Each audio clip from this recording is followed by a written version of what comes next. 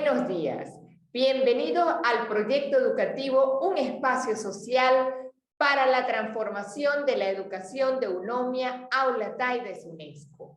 Diseñado por Aula Taides con el objeto de incentivar, informar y educar a las comunidades educativas y poblaciones aledañas, a crear acciones en el ODS 14 con un impacto positivo en el clima y en pro de un planeta saludable desde lo local a lo global. Este proyecto educativo, Unomia Aula Taides UNESCO, presenta una iniciativa de investigación, manejo, conservación y educación denominada Unomia Stolonífera, coordinada desde Venezuela y Alemania con Aula Taides, la Fundación La Tortuga, la Fundación La Salle de Ciencias Naturales, la organización Manta Divers, entre otros colaboradores de estas y otras organizaciones. Les envío un gran saludo a toda nuestra grata audiencia. Desde el proyecto educativo Aula Taides UNESCO le damos el más cordial y agradecimiento a la Unidad Educativa Colegio Guayamurí en Venezuela, a los estudiantes, a la comunidad de padres y al staff de profesores quienes hoy están presentes y van a desarrollar el proyecto educativo Unomia Aula Taides UNESCO. Le damos la más cordial bienvenida a la estudiante de quinto año de bachillerato del Colegio Guayamurí, a todo el staff y dirección del Colegio Guayamurí, quien ha apoyado para que hoy sea realidad que Samantha Rodríguez Moraga puede estar presente aquí con nosotros y hacer una entrevista especial para el científico biólogo marino Juan Pedro Ruiz Ayáez.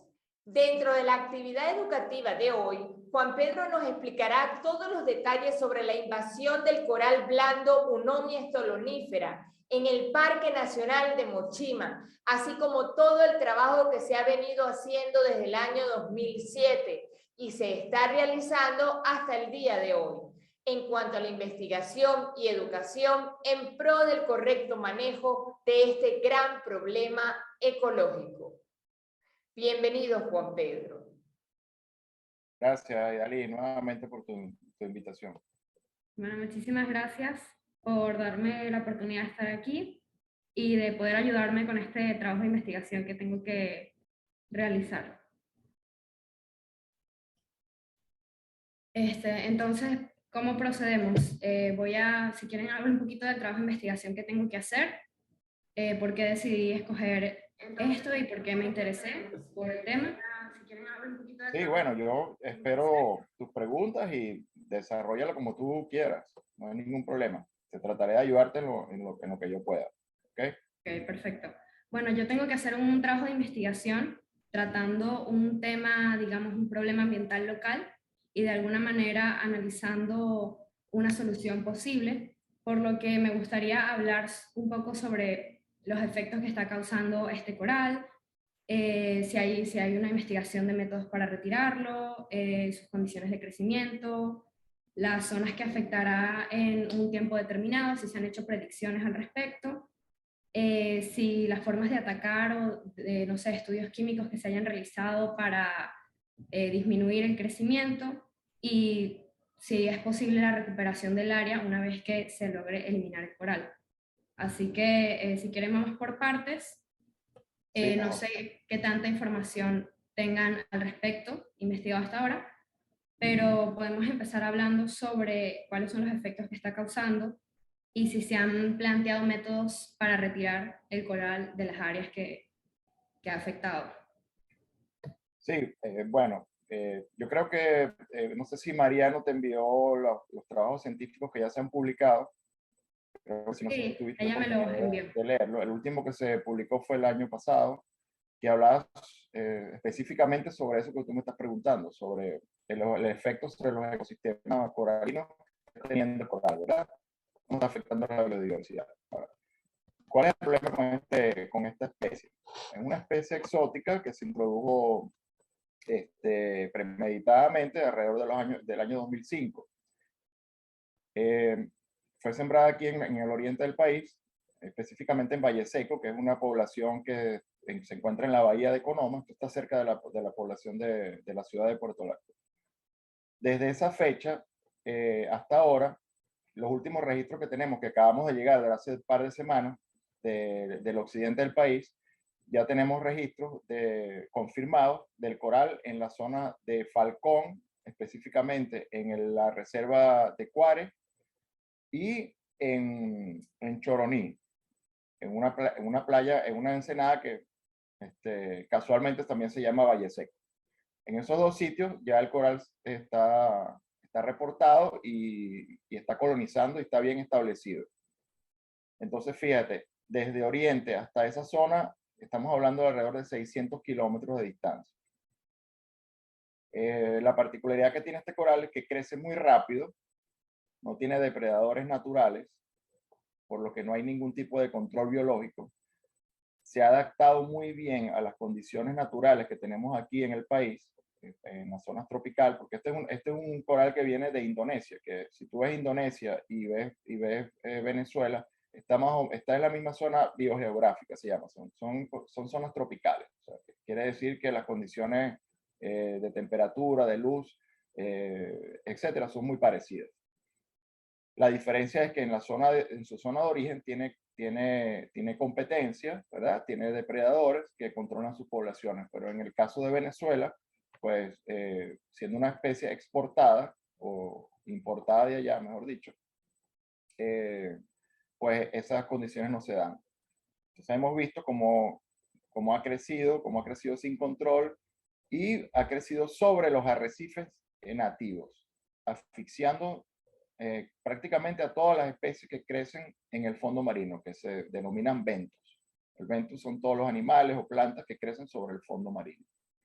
Entonces, pues fíjate, desde el 2005, más o menos que calculamos aproximadamente que fue introducido hasta ahora, ya lo conseguimos inclusive, como te acabo de decir, en el occidente del país. Esto es una situación muy grave porque hasta ahora hemos visto que su crecimiento ha sido continuo y sin ningún tipo de control. Ya el Parque Nacional Mochima, que fue justamente donde lo sembraron, cerca de donde lo sembraron, está colonizado calculamos, alrededor de un 50%. Imagínate, el Parque Nacional Mochima son 94.000 hectáreas aproximadamente.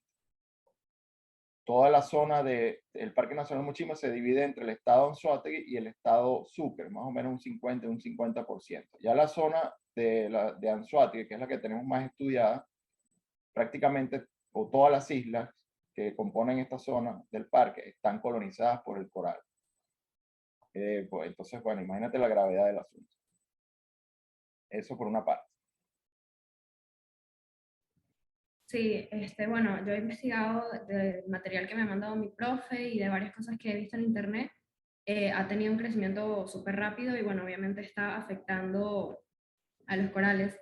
Pero, por ejemplo, esos 600 kilómetros que me mencionas, que ya tiene, digamos, está consumido por el coral, ¿de qué manera se miden? No son 600 kilómetros. Se ha reportado puntualmente en la zona de Choroní y en la zona de Falcón. ¿Cómo llegó el coral hasta allí? Es todavía un misterio. Tenemos varias hipótesis. Tomando en cuenta el tipo de colonización que vimos, que es una zona, que es una laguna de arrecife, y aparentemente está justamente delimitado ahí. Nos parece, pues eso es una hipótesis, todavía no lo hemos comprobado, que alguien lo sembró también en esa zona, pero no están descartados otros medios de transmisión. Lo que hemos visto aquí en Oriente, igual en la zona de Falcón. Resulta que en la zona de Falcón, haciendo investigaciones y hablando con los buzos que se pasan en esa zona, hay un buzo ya en el 2011, aparentemente lo había visto. Pero eso se quedó esa información se quedó estancada, nadie la sacó a la luz y ahora estamos rescatando todo eso. Nosotros fuimos directamente a comprobarlo, como te dije, hace un par de semanas y efectivamente lo conseguimos. No está tan extendido como en la zona de Mochima, pero son unos parches que, como llamamos, bastante grandes y es una colonización, como se llama, bien consolidada. ¿Cómo llegó hasta allí? Pues todavía no lo hemos dilucidado. Una de las teorías es que lo sembraron, otra de las teorías es que llegó a través de alguna embarcación, porque este coral se fija en cualquier sitio, es probable que se haya fijado en un casco de algún barco, sobre todo petrolero, porque esta es una zona muy petrolera, y esos barcos navegan por toda la costa de Venezuela, sobre todo hacia el occidente, donde hay también refinerías y este tipo de instalaciones petroleras. Entonces es probable que algún barco de esto lo haya transportado desde aquí, desde Puerto La Cruz, desde Oriente hasta allá. Esa es otra de las teorías. Pero, como te digo, no lo vemos todavía a ciencia cierta, no lo sabemos. Inclusive podría haber sido de varias formas. No solamente tiene que haber sido, puede ser una sola forma de transporte. Puede haber llegado también de alguna manera por vías naturales, aunque es un poco improbable debido a la distancia que hay. Y lo extraño es que no es toda la costa que está colonizada, sino que hasta ahora lo hemos conseguido en esos dos puntos del occidente. Entonces, tenemos como un espacio en blanco entre la zona de Puerto La Cruz, por decirlo así, de Anzoátegui, y la zona de Aragua y Carabobo. También está en Carabobo, perdón. No lo hemos comprobado nosotros, pero ahí ya registro bastante serio de que está ahí. Entonces, ese espacio de costa entre Anzoátegui y Aragua, Carabobo y Falcón, que aparentemente todavía no está colonizado, pues no lo hemos verificado. Eso significa que hizo un salto, por decirlo de alguna manera, desde aquí hasta directamente hasta Aragua. ¿Cómo llegó hasta allí? Pues no lo sabemos, como te acabo de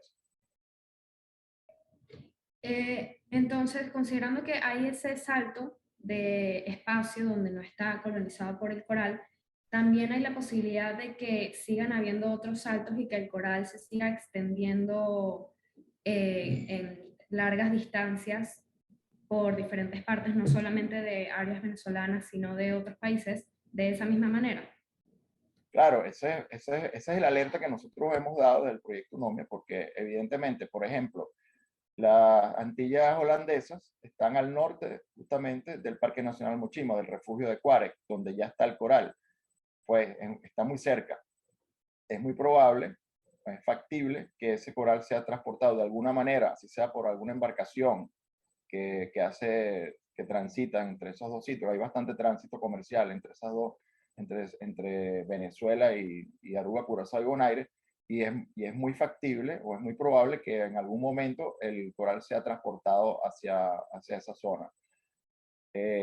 También todavía falta por comprobar, pero por ahí llegó algún buzo, alguna escuela de buceo de Panamá, del lado del Caribe, y según esos informes que nos llegaron, aparentemente también está allí. Entonces ya estamos hablando de que el coral está hacia el norte del Caribe, lo cual es gravísimo, porque imagínate.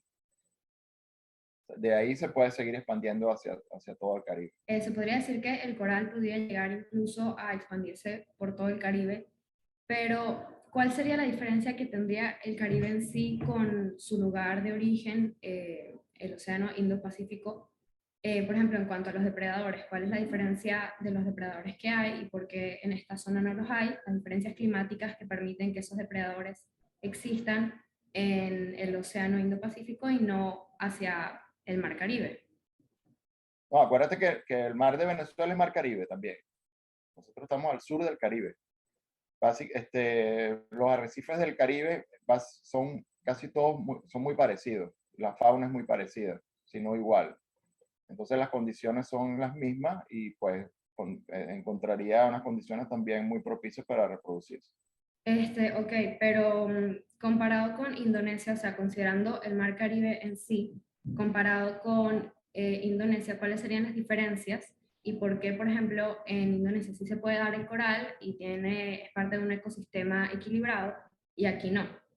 Obviamente yo no he estado en Indonesia, no conozco exactamente esos ecosistemas, pero hay información, hay documentales, hay publicaciones científicas que se han, esos esos ecosistemas, aunque son tropicales, las especies específicamente de coral son diferentes a las de aquí. Y los corales blandos allá son bastante comunes, este tipo de corales, lo que no es aquí. Entonces, esos ecosistemas, además que aparentemente están mucho mejor conservados, mantienen un equilibrio natural, un balance natural que no permite que ninguna especie se reproduzca sin control. Entonces, esa situación allá no se ve o no se ha visto todavía. Considerando la diferencia de los sistemas en Indonesia y aquí, ¿no se ha evaluado la posibilidad de introducir alguna otra especie invasora en el Mar Caribe para tratar de regular el crecimiento de este coral? No, esa práctica es totalmente contraproducente y ya no se utilizaba antiguamente y ha traído resultados desastrosos. Porque, a ver, como dicen, es peor el remedio que la enfermedad. ¿Qué es lo que pasa? Que los depredadores que existen o los comensales que existen en Indonesia, ¿verdad? Pues están adaptados a esos ecosistemas. Y las especies de ahí están adaptadas también a ese tipo de depredadores. Acá hay un control, lo que te digo. El depredador nunca termina de consumir toda la especie. Porque estas especies, a su vez, también tienen defensas naturales en contra de los depredadores. Entonces se mantiene un equilibrio, ¿verdad? Cuando generalmente uno exporta al depredador del invasor, estos depredadores prefieren atacar a las especies nativas también, que no tienen defensas naturales contra ellos, que alimentarse de sus propios, del coral invasor en este caso, que sería su presa natural en su zona de origen. Entonces, al final tenemos dos problemas en lugar de uno. Eso ya no se utiliza, se utilizó mucho. Caso clásico son la situación que hay en Australia, que es donde tienen más problemas con las especies invasoras. Por ejemplo, por decirte algo, llegaron primero las ratas, la rata común invadió todas las costas de Australia y entonces importaron gatos.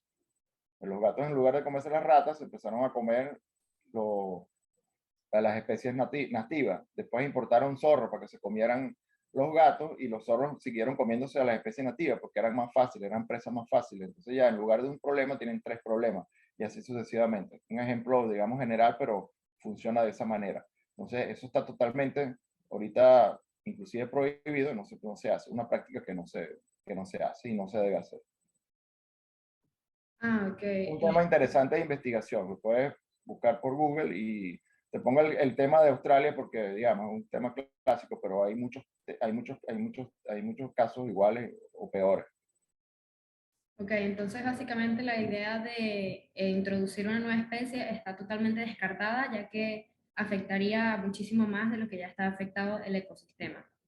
Sí, es muy probable, fíjate, uno de los corales de los que están resistiendo a la invasión de la eunomia son los otros tipos de octocorales, que llaman las gorgonias, por ejemplo, porque son organismos que crecen alejados del fondo. Entonces, se protegen un poco de la cobertura de la eunomia. Es muy probable que si yo traigo, por ejemplo, hay una especie de molusco, un nudibranquio, es un molusco que es como un caracol sin concha, que es en Indonesia, es el depredador del coral eunomia. Seguramente si yo traigo o traemos ese depredador acá, lo más probable es que empiece a comerse a las gorgonias y a los octocorales nativos. Porque estos organismos nativos no tienen la defensa natural que tiene eunomia en contra de su depredador. En este caso, recuerda que, no sé si lo comenté, eunomia produce una serie de toxinas, de sustancias tóxicas, que evitan que sea o controla su depredación. No es el caso, por ejemplo, de los octocorales nativos o de las gorgonias que tenemos aquí. Lo más probable es que si importamos ese organismo, prefiera alimentarse de los corales nativos que de la misma eunomia, porque es más fácil, no tiene las defensas que tiene la otra especie.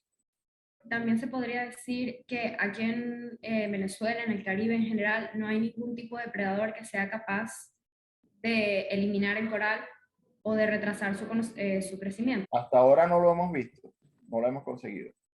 Estas veces que hemos ido a bucear, hemos conseguido un gusano, que es un poliqueto, un gusano, le dicen gusano de fuego, ¿verdad? Y sí se encuentran en bastantes cantidades dentro de la eunomia, pero no hay evidencia de que se la esté comiendo. Aparentemente se refugia ahí. Entonces, además de eso, que habría que investigar un poco más, pero casi con toda seguridad no se está consumiendo el coral, y si lo hace a muy baja escala, o sea que no es un control biológico efectivo. Pues por ahora no hemos conseguido ningún organismo que controle el crecimiento de la eunomia, ni ninguna condición natural que también retrase o impida su expansión, crecimiento y reproducción. Entonces no hay ninguna manera natural de controlarlo, pero se han evaluado métodos, digamos, creados por el ser humano o por patógenos químicos para controlarlo. Lo que hemos hecho es extraerlo manualmente, pero digamos de forma experimental. ¿Qué pasa? Es muy difícil, requiere un trabajo técnico de buceo, ¿verdad? Mucho esfuerzo, se avanza muy poco y realmente no es muy efectivo. Hasta ahora es lo que hemos visto. ¿Por qué Entonces, no es muy efectivo? Porque tardamos mucho tiempo digamos, en limpiar zonas muy pequeñas, y el coral, como crece tan rápido, en cuestión de un par de meses o 3 meses vuelve a cubrir las zonas esas que hemos limpiado. Entonces es un trabajo infructuoso que realmente no tiene mucho sentido. Por eso estamos impulsando investigaciones, tenemos que seguir investigando. Entre esas investigaciones está a ver si conseguimos de alguna manera alguna metodología un poco más práctica y que sea más eficiente para extraerlo y por lo menos controlarlo. Ya hablamos de un control, de su erradicación es prácticamente imposible. Eso ya está muy estudiado en las especies invasoras. Cuando una especie invasora está consolidada, para que ya llega al sitio, al ecosistema, empieza a crecer, se empieza a reproducir y está bien consolidada, es prácticamente imposible erradicarla. Lo que se busca es controlarla. entonces, no, hasta ahora de lo que se ha estudiado, no hay ningún método, digamos, 100% viable o el más efectivo para poder controlar su crecimiento. Hasta ahora no, por lo menos lo que nosotros hemos hecho. No sé si habrá otras personas haciendo algún tipo de investigación, pero de lo que hemos publicado, se han hecho algunos experimentos, pero digamos, muy básicos y además sin ningún tipo de carácter científico. Personas que se han puesto a inyectarle cloro, inyectarle sustancias químicas, etcétera. Hay unos que dicen que le ponen, los han cubierto con bolsas plásticas. Como este es un coral que depende de la luz solar también para su crecimiento, como la mayoría de los corales de la zona, pues efectivamente, si le tapas la luz se muere. Pero son, digamos, áreas muy pequeñas. Y aquí estamos hablando de kilómetros y kilómetros de costas que están colonizadas. Entonces esos son procedimientos que no, realmente muy poco efectivos y poco realistas. El hecho de estar inyectándole sustancias tóxicas a los corales, pues sí, a lo mejor los mata, pero igual mata a los otros también.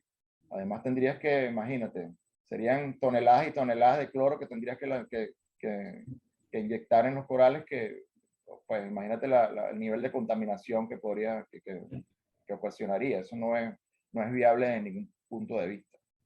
Nosotros ahorita el enfoque que le estamos dando es preventivo y tratar de que no se siga expandiendo hacia otros sitios, porque la evidencia que tenemos es que el vector fundamental de la dispersión ha sido el vector humano, o sea, las personas, a través de embarcaciones, a través de las anclas. Cuando sacan las anclas y el coral viene enredado, pues esas anclas las lanzan en otro sitio y de alguna manera por decirlo de alguna manera, sembrando el coral en otra zona.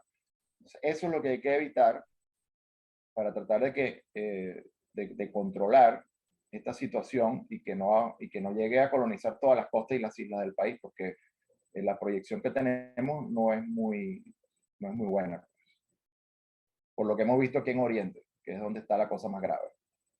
También he visto que se han hecho estudios en función del crecimiento con cuadrantes, el tiempo en que tarda, Pero así como estudios de crecimiento, se han hecho estudios de retiro. ¿Cuánto tiempo tardaría el retiro en una determinada zona, por ejemplo, con el proceso manual que me menciona, en función del crecimiento o algún otro método? Sí, bueno, ese experimento que lo hice yo hace unos años, precisamente estaba diseñado para eso, porque no sabíamos realmente qué velocidad el coral cubría las áreas, ¿verdad?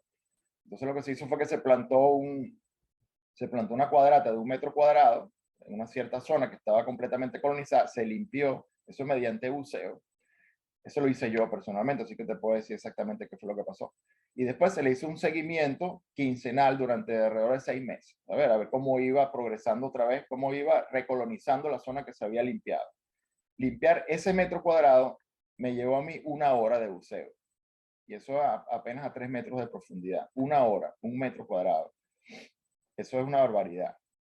Y a los 3 meses ya más del 50% de la cuadrata había sido colonizada nuevamente. Por eso te digo que es un trabajo infructuoso y poco efectivo. Y en función de ese crecimiento, ¿no? Se han hecho estudios de como predicciones estadísticas de en cuánto tiempo, de aquí a 5 años o a 10 años, podrás colonizar.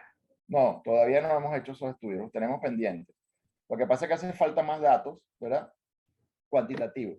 Los datos cuantitativos que tenemos son muy puntuales, son de la zona de introducción, que fue la publicación esa que tú leíste, la última, ¿verdad? Pero de las otras zonas que se han ido colonizando, no tenemos datos cuantitativos hasta ahora. El problema es que estamos muy limitados de recursos, ¿verdad? Además de eso, este trabajo estuvo suspendido alrededor de 3 años, que yo estuve fuera del país, estuve en España, y el trabajo se quedó stand-by hasta ahora que yo regresé hace un par de años. Entonces estamos reactivándonos otra vez, por eso se creó el proyecto UNOMIA, para dedicarnos exclusivamente a este problema. Y estamos abriendo varias líneas de investigación para ir, bueno, digamos, desmarañando qué es lo que está pasando con esto, porque hay muchas incógnitas, hay más incógnitas que de lo que conocimiento. Y de eso se trata justamente el proyecto UNOMIA. Ahorita estamos en una fase pues, de divulgación educativa y de formación de personas en otras partes del país, sobre todo en Occidente, donde ya llegó, como te comenté antes, para ver cómo recabamos información, ¿verdad? En tiempo real, y con esa información hacer entonces los modelos matemáticos que nos permitirían tener esa proyección que tú me estás planteando. Es muy importante eso, pero eso todavía es una tarea pendiente. O sea que para poder realizar esos estudios estadísticos todavía haría falta cierta información como cuál, por ejemplo. Bueno, realmente lo que se hace es que se va midiendo la cobertura del coral en ciertas partes, ¿verdad? Y con esa estadística, con esas medidas, pues entonces se pueden ir haciendo las estadísticas. Y además, estos son estudios temporales. Por ejemplo, nosotros tenemos estudios desde el 2013, después otros en el 2016, ahora en el 2021, y ahí vamos viendo cómo ha ido avanzando la colonización, ¿verdad? Entonces, tomando esos datos y datos geográficos, de posicionamiento global, etcétera, etcétera, pues hay unos programas que te permiten hacer ciertas proyecciones. Pero todavía no tenemos la data suficiente, porque, como te dije, primero son áreas muy extensas. Es un trabajo muy costoso. La logística es muy difícil. No tenemos los recursos. Estamos trabajando justamente en eso, en conseguir los recursos para empezar a investigar más a fondo y tú sabes, tapando todos esos agujeros que tenemos de conocimiento. Por ejemplo, del estudio que me mencionó que hizo en el cuadrante, que eliminó el coral y volvió a crecer en aproximadamente 3 meses, se vio que había una diferencia de crecimiento después de haberlo eliminado en cuanto a cuando creció inicialmente. Bueno, eso no te lo sabría decir porque cuando creció inicialmente nunca se midió, o sea, ya nos conseguimos ese problema instalado, o sea, no tenemos esa información. Ese es otro de los experimentos que también están pendientes. Hay que medir la velocidad que crece realmente el coral individual, cada colonia. También eso es una línea de investigación que está abierta, que vamos a empezar en cualquier momento. O sea, es tomar colonias pequeñas y ponerlas a crecer y ir midiendo cómo van aumentando su biomasa en el transcurso del tiempo, o sea, cómo va creciendo. Es la única manera de saberlo realmente. En este experimento realmente lo que se midió fue, por eso se llama la velocidad de colonización, pero no es la velocidad de crecimiento del coral como si. Además también nos dimos cuenta que no solamente crecía vegetativamente, o sea, como las plantas, sino que también había un tipo de reproducción por larvas sexual. Y observamos que dentro del mismo cuadrante eh, crecían alrededor de 3 o 4 colonias nuevas, o sea, nuevas que se originan desde la larva, ¿verdad? Eso fue una cosa interesante. O sea, que, digamos, la reproducción sexual tiene un papel importante en la dispersión del coral también, no solamente a través del crecimiento vegetativo. Todas esas investigaciones hay que profundizarlas. También tenemos que determinar cuáles son las épocas del año que el coral es fértil, por decirlo de alguna manera, cuando produce huevos y espermatozoides, que sería la época del año en donde se reproduce sexualmente. Esos datos hay que tenerlos también a la hora de tomar de crear los mecanismos de control. Toda esa información pues nos hace falta y estamos trabajando en ello. Más allá de lo que se ha estudiado hasta ahora en cuanto a su crecimiento y a cómo afecta el ecosistema, ¿se han hecho estudios de cómo se haría para recuperar el área ya afectada o prácticamente sería muy complicado o imposible recuperar la fauna, la flora ya perdida? Bueno, claro, el primer paso sería, nosotros lo que hemos planteado es crear lo que se llaman hotspots, o sea, sitios, hay todavía, hay sitios de los arrecifes que están todavía sanos, saludables, o están en un proceso temprano de colonización, que se podrían, a través de extracción manual, porque es la única que hay, que da mucho trabajo, pero bueno, en estos casos, que son zonas que se podrían recuperar, aunque sea con mucho trabajo, pues lo que hay que hacer es ir salvando todos estos espacios, ¿verdad? Para darle chance a que se recuperen naturalmente. En otras partes se han hecho estudios de repoblación de corales, pero esto son como granjas de corales, ¿verdad? El problema es que los corales pétreos tienen un crecimiento muy lento. Estamos hablando que un coral de estos pétreos, como este que está aquí, si lo ves, por ejemplo, como este. ¿Lo ves? ¿Lo ves? Un poco más arriba. Aquí. Ahí. Por ejemplo, esta es una especie, ¿verdad? Ok. Esta es otra especie. Estos son los esqueletos, ¿verdad? ¿Lo ves? Sí. Ok. Te voy a enseñar otro. Este, ¿lo ves? Sí. Esto es lo que se llama un coral cerebro. Este es un coral este tiene como 10 centímetros más o menos, ¿verdad? Este es un coral muy joven. Estos corales crecen alrededor de 1 centímetro al año. O sea, este coral tiene 10 años. Y mira el tamaño que tiene. Wow, o sea, la reproducción o sea, el crecimiento es muy, muy lento. Es muy lento. Y la eunomia esto se lo come en una semana. Mm. Si yo trasplanto este coral vivo, por supuesto, en una zona donde hay eunomia, a los 15 días ya no hay coral. Y he tardado 10 años en reproducir, en crecerlo, en hacerlo crecer hasta este tamaño. Además, los corales son muy delicados y son muy susceptibles a los cambios ambientales. Entonces, ahora hay muchos problemas con este tipo de siembra de coral por eso, porque primero es un proceso lento, costosísimo y, y poco efectivo, por lo que te acabo de decir. Inclusive en las zonas donde no hay depredadores ni nada. Y sobre todo ahorita con el problema que hay con el cambio global. Cuando hay cambios de temperatura bruscos, los corales se blanquean y la mayoría se mueren. Entonces, imagínate, después que tienes 10 años cultivando un coral, digamos que lo logras, porque eso hay que cultivarlos primero en un laboratorio, reproducirlos en laboratorio, después pasarlos al mar, hacerlos crecer en el mar y después transportarlos hasta el sitio donde lo vas a sembrar, donde lo vas a plantar, pues pueden pasar varios años. Y un cambio de temperatura repentino que puede suceder en 1 o 2 días, te mata el coral instantáneamente. Entonces, se han invertido mucho dinero en este tipo de tecnología y los resultados han sido, por decirlo menos, son poco satisfactorios.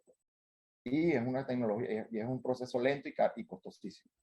Lo mejor es tratar de proteger lo que hay ya y tratar de salvar lo que ya hay. Esto es, digamos, la última alternativa, por lo menos desde mi punto de vista. Y hay muchos biólogos que opinan lo mismo. Es preferible invertir esos recursos en no contaminar, en proteger zonas, en tratar de salvar los arrecifes coralinos que ya están establecidos, a perder tiempo y dinero en cultivar estos corales que tienen, bueno, todos esos problemas que te acabo de comentar. Sin embargo, se está haciendo. En Colombia lo están haciendo. Nosotros estamos en contacto con unas personas, unos biólogos que lo están haciendo. Pero, como te digo, es un trabajo, por lo menos desde mi punto de vista, infructuoso también y que tiene unos resultados, digamos, limitados, por decirlo mínimo. O sea que prácticamente no conviene tratar de recuperar la zona ya afectada, sino más bien destinar los recursos a detener el crecimiento y salvar a las zonas que todavía no han sido afectadas. Ese sería el paso más lógico y el primero. Porque, ¿qué pasa? En un arrecife saludable tienes miles de especies, miles de corales, cientos de corales que se están reproduciendo. Están produciendo huevos, están produciendo larvas. Esas larvas son arrastradas por las corrientes, ¿verdad? Y se van y se asientan en otros lados. Entonces, esos son, como decir, unos semilleros.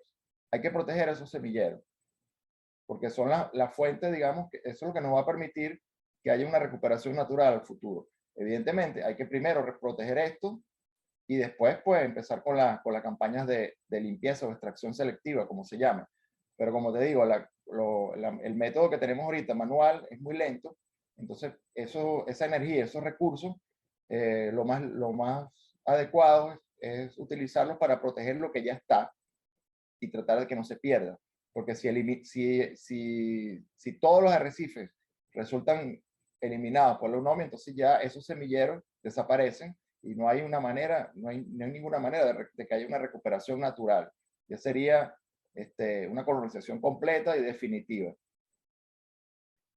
Estas larvas de los corales viajan con las corrientes marinas y se pueden desplazar kilómetros y kilómetros. O sea, inclusive pueden venir de otras partes del Caribe hacia el territorio. Pero si la zona está colonizada por UNOMIA o no tienen sustrato donde fijarse esas larvas, pues ese crecimiento, esa repoblación natural no se lleva a cabo. Entonces, el hecho de que haya un área colonizada por este coral, al fin y al cabo, ya que las larvas pueden viajar largas distancias y asentarse en otros sustratos, digamos que no afectaría tanto en ese sentido, en el crecimiento de las larvas, mientras se protejan los demás espacios para el cultivo de las mismas. Sí, exactamente, es lo que te digo. Por ahora, lo más, digamos, lo inmediato es tratar de que no se siga dispersando el coral y proteger las zonas que están saludables para mantener esos semilleros y mantener los espacios libres donde se puedan seguir reproduciendo las especies nativas, exactamente. ¿Qué se está realizando actualmente con el fin de controlar ese crecimiento, proteger a las zonas no afectadas? No, el crecimiento no lo puedes controlar, porque eso es un proceso natural. Y como te dije, la única manera es extrayéndolo. Lo que dentro de los proyectos del macroproyecto UNOMIA está, lo que te digo, crear esas especies de reservas, ¿verdad? Que ya tenemos ubicadas algunos puntos, y pues hacerle un monitoreo constante y una limpieza constante. Es como un jardín que tú tienes en tu casa, que tienes que estar todo el tiempo cortándole el monte, quitándole el corocillo, podando las matas, etc. Es lo mismo, ¿verdad? Es un trabajo casi que de jardinería, para tratar de mantener esa zona sana. Eso no se ha hecho todavía, pero está en plan. Estamos en proyecto. Como te dije, estamos todavía sin recursos, estamos trabajando prácticamente con las uñas, y lo que se está haciendo ahorita es, digamos, el trabajo teórico, pero la parte práctica está ahorita paralizada por eso, porque no tenemos los recursos adecuados no tenemos las herramientas. Tenemos el personal, tenemos a la persona, digamos, capacitada. Inclusive ahorita estoy contactando a otros científicos para que se ocupen de la parte de la extracción de bioactivos, de sustancias químicas que produce este coral. Y hacer otros tipos de estudios, sobre todo sobre la reproducción del coral, que no sabemos mucho de eso. Pero eso todavía está en proyecto. ¿Algún otro tipo de forma en la que se pueda aprovechar el crecimiento del coral, o sea, algún tipo en el que ese crecimiento acelerado pueda favorecer al ecosistema o pueda favorecer de alguna manera al sistema, o simplemente no hay forma de verle un lado positivo. Normalmente, digamos que los ecosistemas en el tiempo, pero estamos hablando de tiempo de cientos de años o quizás miles de años, terminen equilibrándose, ¿verdad? Pero en este caso nosotros no lo vamos a ver. Hasta ahora los efectos que hemos visto han sido siempre negativos. El crecimiento de este coral está afectando el ecosistema marino, o sea, los peces se están yendo, algún tipo de efecto que podemos ver inmediato ahorita negativo que esté causando Sí, directamente en el claro, ecosistema, en pero la bueno, flora y la fauna. claro, sí, imagínate. Los arrecifes coralinos son uno de los ecosistemas más diversos que hay en el planeta, ¿verdad? Es una zona de cría, reproducción y de refugio de una cantidad de cientos, de miles de especies. Al desaparecer el arrecife, todas esas especies que dependen directa o indirectamente de esos arrecifes o se mueren o se van para otro lado, para otros arrecifes que estén saludables. Eso lo estamos viendo claramente ahorita en el Parque Nacional Mochima, donde ya la colonización es masiva. Entonces, están desapareciendo especies, sobre todo peces, peces comerciales, ¿verdad? Y los pescadores se están resintiendo en las capturas. O sea, las capturas de peces, las pescas ha disminuido.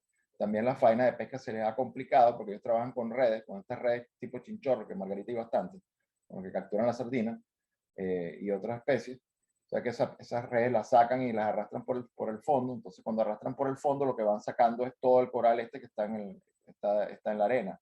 Eso les complica mucho la pesca. Además, como el coral este produce esas toxinas de las que te hablé, los pocos peces que capturan, al estar en contacto con esos corales que quedan enredados en las mallas, también agarran mal olor.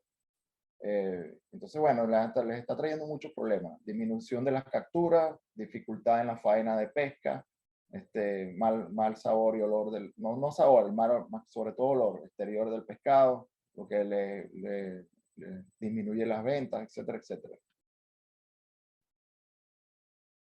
Ok, bueno, realmente esos son todos los puntos que quería tratar. No sé si hay alguna información adicional que considere importante, pero si no, estos son todos los puntos que más o menos necesitaría para empezar a trabajar con mi investigación. Bueno, yo creo que tocamos casi todo.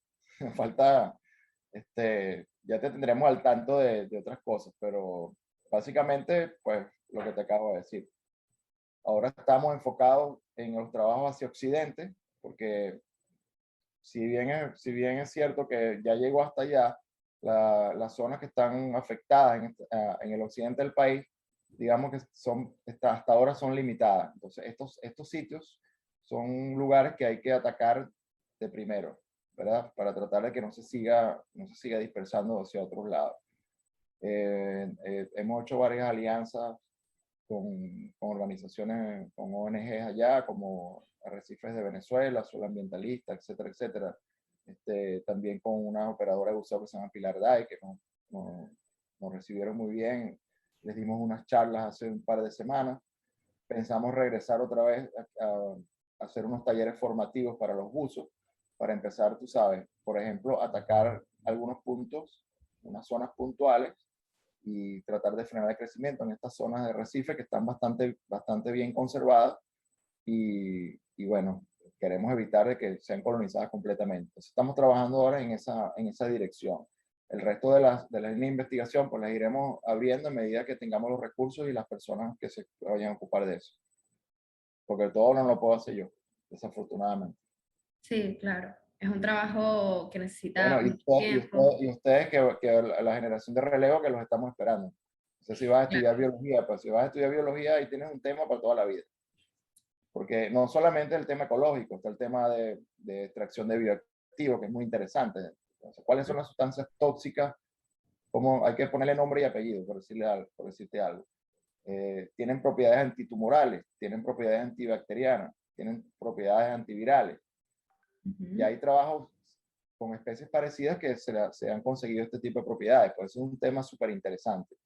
La parte de ecología todavía no tenemos bastante claro el panorama, pero todavía faltan muchas cosas. Todo lo que tú has preguntado, a qué velocidad crece, cómo se reproduce, pues todavía tenemos bastantes dudas. Son mucho más las dudas que las certezas. Así que esto es un campo de estudio que además es una situación inédita en el mundo. Y lo tenemos aquí en Venezuela, aquí al lado. Tenemos el laboratorio natural perfecto para estudiarlo. También esa es la parte buena. La parte mala es todo lo demás. Bueno, gracias a la difusión que hemos tenido con Aulatides y otros mecanismos y otras personas y otras organizaciones, pues estamos trabajando y espero que a corto y a mediano plazo consigamos el financiamiento necesario para seguir las investigaciones y que las nuevas generaciones que vienen atrás pues se consigan ya un panorama un poco más claro. Bueno, de verdad, muchísimas gracias. Damos las gracias por la excelente entrevista que ha tenido el Colegio Guayamurí de la mano de la estudiante de 5º año, Samantha Rodríguez Morada. Felicidades. Desde el proyecto educativo Un Espacio Social para la Transformación de la Educación de Eunomia Aulatides UNESCO, con Aulatides, la Fundación La Tortuga, la Fundación La Salle de Ciencias Naturales, la organización Manta Divers, le damos las gracias por su excelente presentación al científico biólogo marino Juan Pedro Ruiz Ayala. Nos vemos en la próxima.